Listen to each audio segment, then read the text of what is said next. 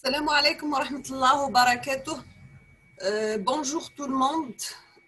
Aujourd'hui, je vais faire une vidéo, une série de vidéos sur le module traitement de signal. Donc, pour soit une licence 3e année S5 ou bien pour les masters M1. D'accord. Donc, on va commencer par une introduction au traitement du signal. C'est la représentation temporelle des signaux. Donc, je vais voir la partie heading, on va une introduction au traitement de signal, la transformation de Fourier, les systèmes linéaires continus, le filtrage analogique, le passage de domaine continu discret, la transformée de Fourier discret, les systèmes linéaires discrets, le filtrage numérique, et la DSP, c'est Digital Signal Processing. Donc, on va commencer par une introduction.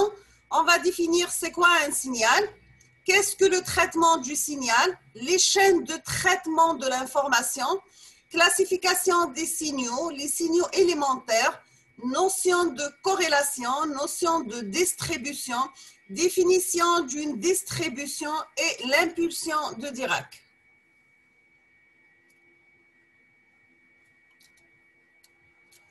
Donc, si on va définir c'est quoi un signal, c'est la représentation physique d'une information à transmettre. Donc, c'est une entité qui sert à véhiculer une information.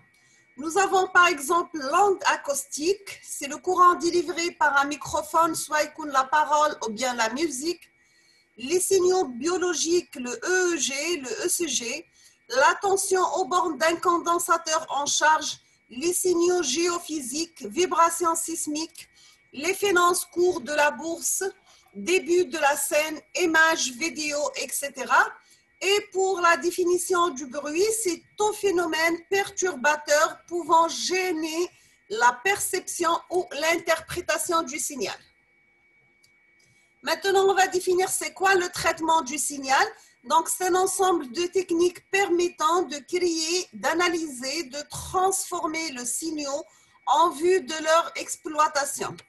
Donc, c'est l'extraction du minimum d'informations utiles d'un signal perturbé par le bruit. Donc, c'est la notion très importante liée à le bruit. Maintenant, on va voir quelles sont les fonctions du traitement du signal. Le traitement du signal, soit il est utilisé pour créer élaboration de signaux, donc soit le domaine de synthèse, c'est-à-dire création de signaux par combinaison de signaux élémentaires, ou bien, par exemple, là, on peut faire la somme, tu as les trois signaux HEDM pour avoir un seul signal à la fin. La modulation, c'est l'adaptation du signal dans le canal de transmission. On a vu dans les chapitres ou les documents, les vidéos, la transmission ou télécommunication.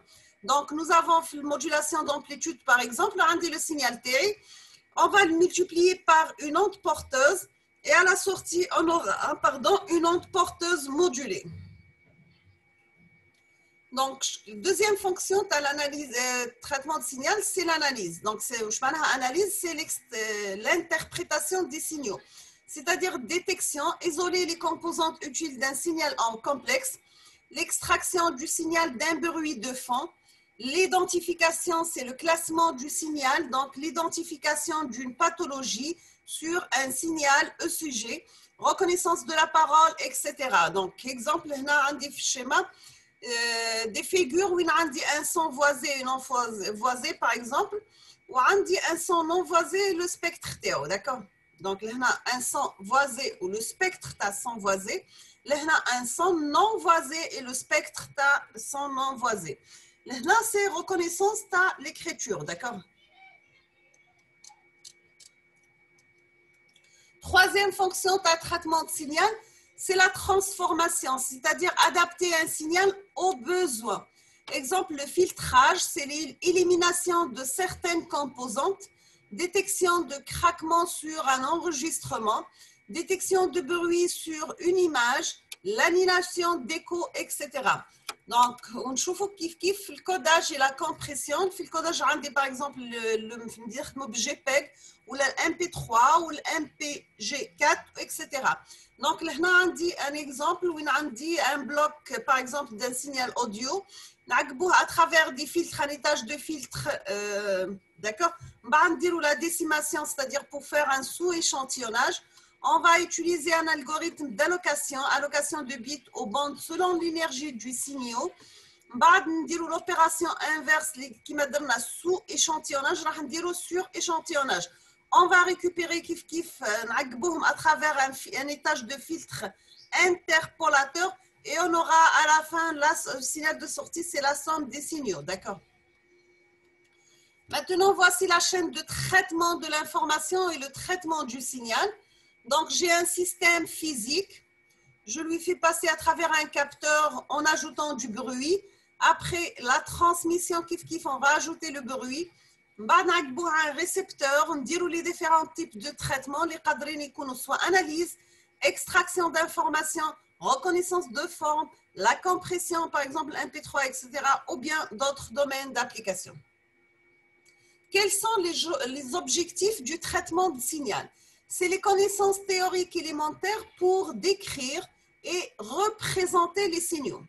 Comprendre le principe et les limites des méthodes de traitement, mettre en œuvre des méthodes de traitement simples.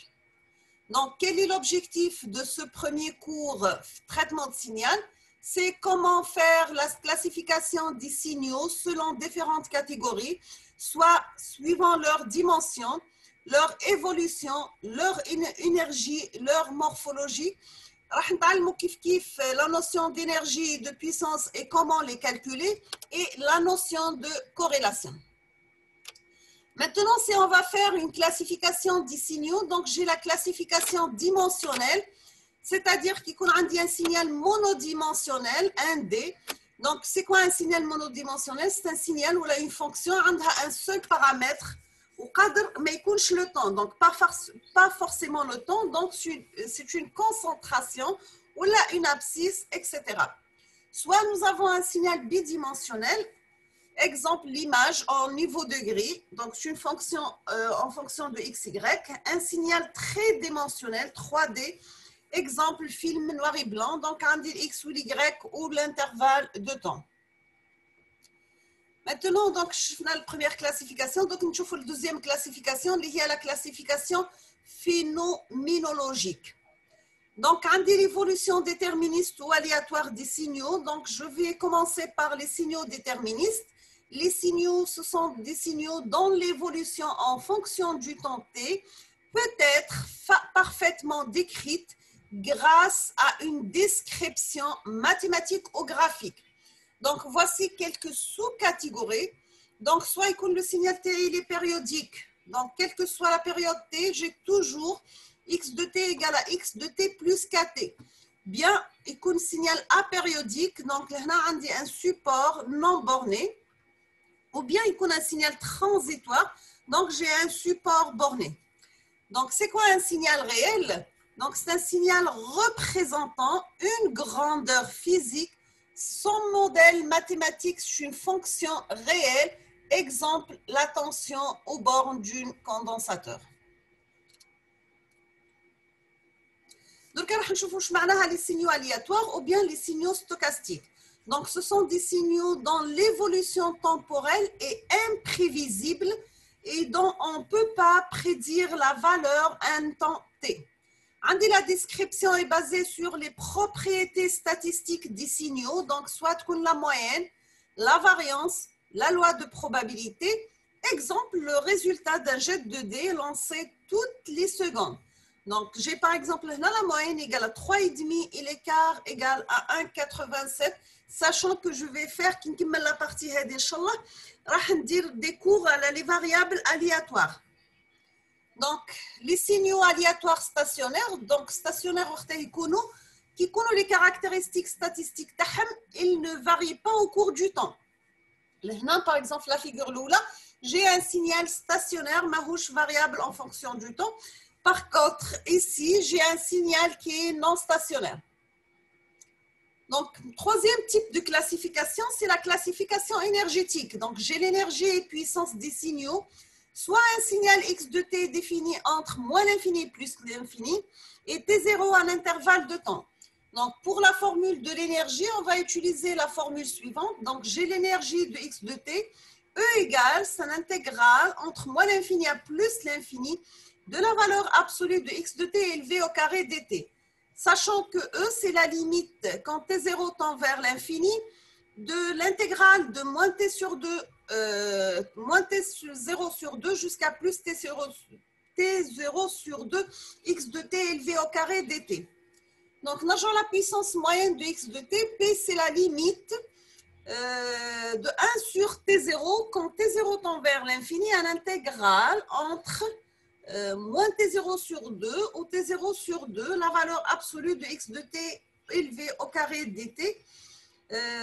Donc, cas des signaux périodiques de période t, on va appliquer la formule à la puissance suivante. Donc, on va la limite. P égale, c'est 1 sur t, l'intégrale entre moins t sur 2 et t sur 2 de x de t élevé au carré dt. Donc, toujours avec la classification énergétique, j'ai une remarque, c'est que les signaux à énergie finie, par exemple, la puissance moyenne nulle, généralement, c'est les cas des signaux représentant une grandeur physique ou là, les signaux transitoires à support borné. Donc, nous avons aussi les signaux à énergie finie, donc la puissance moyenne non nulle, c'est le cas des signaux périodiques.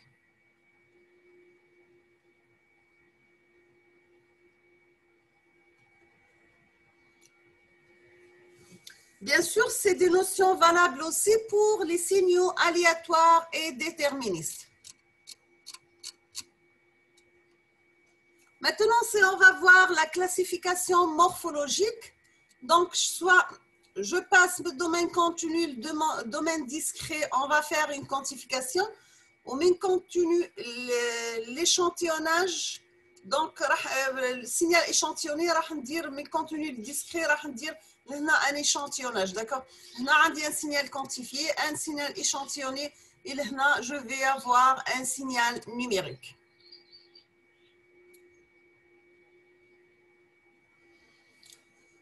Donc, on va rejoindre la notion de bruit parce que c'est une notion très importante dans le traitement de signal. On ne peut pas avoir des signaux idiots, mais le bruit. Toujours le signal qui va traiter va être accompagné de bruit. Donc, il faut savoir c'est quoi un bruit pour pouvoir l'éliminer. Et pour l'élimination du bruit, différents types de filtrage utilisés.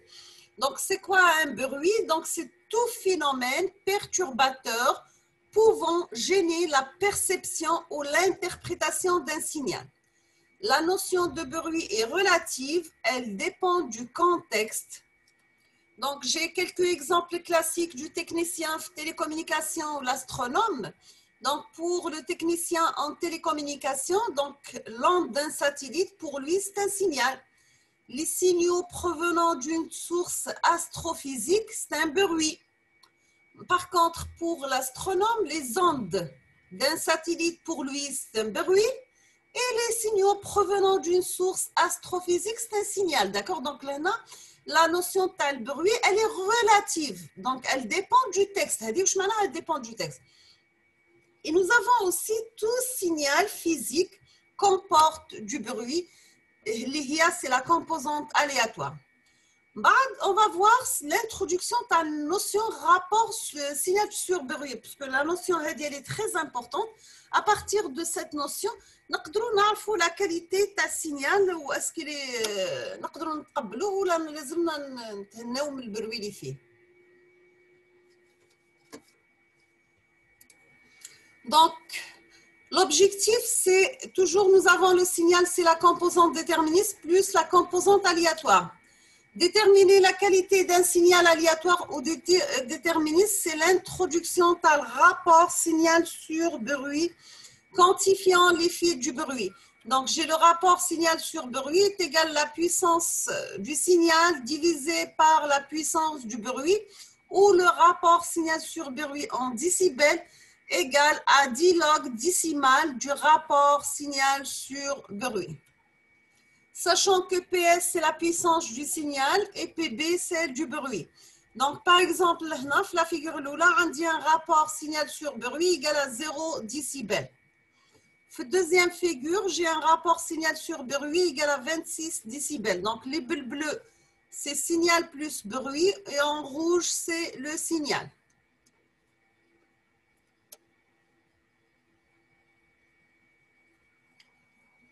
Maintenant, on va voir quelques signaux élémentaires continus. On va commencer par l'échelon. Donc, j'ai l'échelon de t égale à 0 pour t inférieur à 0 égale à 1 pour t supérieur à 0. Donc, la figure là, la fonction à l'échelon, elle permet d'exprimer l'établissement instantané d'un régime continu. Et pour deuxième signal, un des signaux porte ou bien rectangulaire, la fonction rect de taux égale à 1 pour t en valeur absolue inférieure à taux sur 2, ou là, on t compris entre moins taux sur 2 et plus taux sur 2 égale à 0 ailleurs, ou sachant que taux est à la largeur de la porte. D'accord. On peut définir la fonction rectangulaire comme une différence de deux échelons. J'ai un autre signal, l'exponentielle décroissante, donc y de t est égal la fonction échelon multipliée par exponentielle moins à t, la forme d'un signal exponentielle décroissante, sachant que a c'est une constante positive. Et nous avons des signaux périodiques, exemple le sinus et le cosinus. Maintenant, on va voir la notion d'autocorrélation. On va commencer par une définition, bien sûr. L'autocorrélation réalise une comparaison entre un signal x de t et ses copies retardées. Donc, c'est l'étude de ressemblance d'un signal avec lui-même au cours du temps. Nous avons pour les signaux à énergie finie, la fonction d'autocorrélation égale, c'est l'intégrale de moins l'infini à plus l'infini de x de t, pardon, x étoile de t moins taux dt. C'est homogène à énergie, donc nous avons la fonction d'autocorrélation de 0, c'est l'énergie du signal. Pour les signaux à énergie infinie, donc je vais calculer la fonction d'autocorrélation par la formule suivante. Donc GCX de taux, c'est la limite de 1 sur grand T quand t tend vers l'infini d'un intégral de moins t sur 2 jusqu'à plus t sur 2 de x de t par x étoile de t moins taux dt. Elle est homogène à une puissance, Cx de 0, c'est la puissance moyenne du signal. Maintenant, on va voir quelques propriétés. C'est que toujours la fonction d'autocorrélation de taux, en valeur absolue, elle est inférieure ou égale à la fonction d'autocorrélation pour taux égal à 0. Donc, toujours maximum la valeur 0. Maintenant, si nous avons un signal x de t périodique, donc la fonction d'autocorrélation est périodique de même période. C'est la fonction Cx de t est paire pour des signaux réels. Toujours avec la fonction d'autocorrélation. Pardon. Maintenant, on va voir l'intercorrélation. Auto, c'est-à-dire x ma x. Inter, c'est x avec y. Il faut faire attention. Hein. La définition, nous avons l'intercorrélation compare un signal x de t et un signal y de t retardé. Elle mesure la similitude entre ces deux signaux. Donc, nous avons pour les signaux à énergie finie la fonction d'intercorrélation xc de xy de taux égale, c'est la limite de moins l'infini à plus l'infini de x de t fois y étoile de t moins taux des taux. Maintenant, pour les signaux à énergie infinie, j'ai cxy de taux, c'est la limite de 1 sur t0 quand t0 tend vers l'infini, l'intégrale de moins t0 sur 2 jusqu'à t0 sur 2 de x de t fois y quand vous le conjuguez de t moins taux dt. Exemple d'application, donc là on dit un signal, je vais faire la détection par intercolation, donc le signal, le bruit, ou le signal résultant. On va voir quelques exemples, c'est la détection de signal périodique noyé dans le bruit, donc l'intercorrélation, l'analyse spectrale et le test de blancheur. Maintenant, on va faire une introduction aux distributions. Nous avons un circuit électrique d'où la tension d'entrée était au E0. Nous avons un courant I de T qui passe à travers un condensateur où la tension au bord d'un condensateur, on s'appelle V de T. Donc, V de T, elle prend la valeur 0 pour T négatif et elle prend la valeur du signal d'entrée E0, c'est T est positif. Donc, là, sachant que V, c'est le mode discontinu, d'accord? Maintenant, si on va calculer le courant I de T, on dit le courant I de T toujours, c'est la dérivée de la tension au bord du condensateur par rapport au temps. Donc, I de T égale à C dV sur dt. On dit I de T est nul partout. La valeur 0, on ne connaît pas la valeur du courant I car la tension au bord du condensateur est discontinue, c'est 0, donc mais dérivable à ce point. Maintenant, on va porter que I de T en 0 existe puisqu'il y a un transfert de charge. Donc, un dq, c'est l'intégrale de moins l'infini à plus l'infini de I de T dt. Donc, est égal à C par E0. Entre l'alimentation et la capacité, donc j'ai le R sous I de T égale à C E0. Est-ce que c'est étrange ou non? On dit la réponse. I de T serait une fonction qui vaut 0 partout et l'infini en 0. Impossible car on aurait deux fois le courant I de T égale à I de T ou bien I de T au carré égale à I de T. Donc, I de T n'est pas donc une fonction, c'est une distribution. C'est la distribution de Dirac.